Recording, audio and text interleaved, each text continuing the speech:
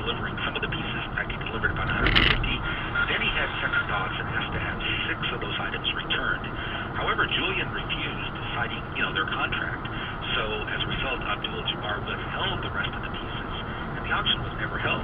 Now, the whole thing went to arbitration, and Julian won. Abdul-Jabbar was ordered to pay more than $500,000, but he hasn't paid. He cited some legal technicalities, and now it looks like the whole matter is headed to court, and it's not a basketball.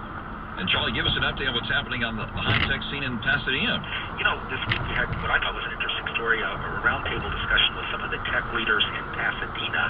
And, of course, that's interesting because they really work in the shadow of Silicon Beach, and it's, difficult for them to get attention, and it's also difficult for them to get a lot of workers.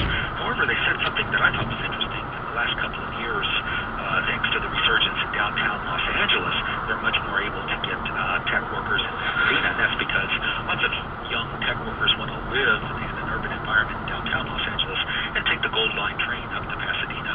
And so as a result, that's really helped the tech community up there.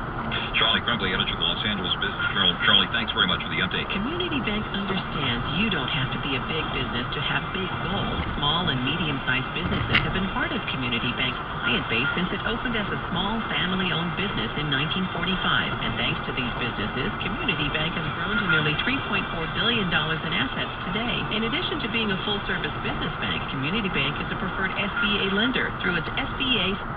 Hey, Bill, thanks for coming on, man.